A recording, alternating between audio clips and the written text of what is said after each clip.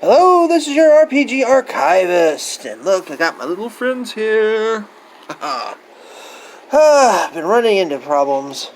Whenever I can shoot videos, I can rarely shoot more than one because my camera just overheats. It's just a problem I have with this Android. I don't know what's up with it. But anyway, I'm talking about Laws of the Night. Now this I know a little something about. Introduced to this game by, I don't remember who the guy was. I used to, at the time, I believe I was working at a bookstore, and the guy was telling me about this fun game, and they all hang out at the park, and they all play vampires, and I'm like, I don't know. So, somehow, he got me to check it out. So I went to the park in the middle of the night to meet a bunch of strangers I don't know, because I'm smart like that. Luckily, it wasn't an ambush, and I got to keep my wallet and everything. But I got to play this game, Laws of the Night. This is a used copy, not used by me. At one point, I had nearly every Mind's Eye Theater book there was. Folks, never loan your books to people, especially don't loan them to cammies. And if you don't know what a cammie is, well, then you don't have to worry about that. I do, however, have this one. Ooh, pretty. This is like a special edition version, and it's worth the money, guys, if you're really into this game. Now, there was a previous book to this. It was a gray book, and I know it doesn't really show up on my camera very well, but this is more of a green book. But I started with the gray book. The gray book was incredibly simplified version. You know what? No, it wasn't even a version of these rules. It was like pared down to nothing, but it was workable, and I liked it. When we went to the green book, they added more stuff to it and made it closer to the original source material, but it still had the basic system. What is that system, you might ask? Is it a D10 system like the original Vampire? No, you got to remember, this is a LARP, live action role play. You're out and about, all dressed up and doing your thing and pretending to be your character. Imagine going an entire session in character without breaking it, except for maybe every now and then to do some resolutions. So what system does it use? Well, it uses a system that I initially balked at. A system I initially thought was silly. Initially thought was, well, dumb. Are you ready for it, folks? Paper, rock, scissors. I am not kidding you. And it worked. Oh, there goes Boo Berry. Boo Berry just fell over. He's a ghost, he could take it. Let me explain this to you, folks. Oh, man. I didn't mark anything. Here's something interesting about the live action books. This is typical of your live action books. Rather than having art, they typically go with photographs, or a combination of a photograph that's been touched up with art. I don't know where they got these models from. They look like they're from a soap opera.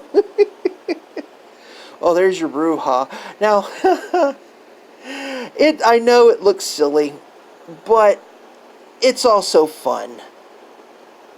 There's your Toreador. Where's my Tremere at? There's my Tremere. I guess that's why I liked playing Tremere so much. Anyway, so what you got? You have traits. And each of your physical, social, mental, it's divided into those, physical, social, mental, and each of your physical, social, and mental abilities, they all have traits. And you purchase the traits during character creation. And these traits, these are the negative traits, you don't want to look at those. Your traits could be Man, I wish I had marked these pages. They don't really... it's got to be around here somewhere. Here we go. Your attributes, your physical traits. These traits are like agile, brawny, brutal, dexterous, robust. That's physical. Social, beguiling and empathetic, mental, astute, insightful, intuitive. And these traits, say you have in Vampire, it would be like 7 dots in mental, then you would have 7 traits. And you could even stack these traits if you wanted to. And these help describe your character as well as being useful in game. So what you would do is you'd bid a trait against an opponent, and they would bid a trait, and hopefully it's supposedly you're supposed to have a trait that matches what the challenge is, and that didn't always work out right, but it's kind of it worked, but not really. It's hard to explain. We worked it. We made it work though. So whoever loses the paper, rock, scissors battle loses the trait. So these traits end up becoming kind of like hit points for each of the different attributes. And if you run out, you're pretty much done for the night. So you often didn't want to get into a whole lot of combat if you could help it. And it worked surprisingly well. I absolutely enjoyed the game. I played it for 10 years. Man, this book is falling apart. These were fun games, guys. Look at that, the pages are literally falling out. And it was worth playing. Now, is there anything else I want to talk about this game? Pretty much sums it up for Laws of the Night Mind's Eye Theater. My next video is going to be along similar lines. You notice a theme going on here, huh? Maybe not, because my first video was on WitchCraft, my second video was on Vampire, my third video is on Laws of the Night, which is a Vampire LARP. It's all Halloween themed, but trust me, I'm going to get to something that I hope will turn out interesting. And a nice short video. High energy this time. I like that.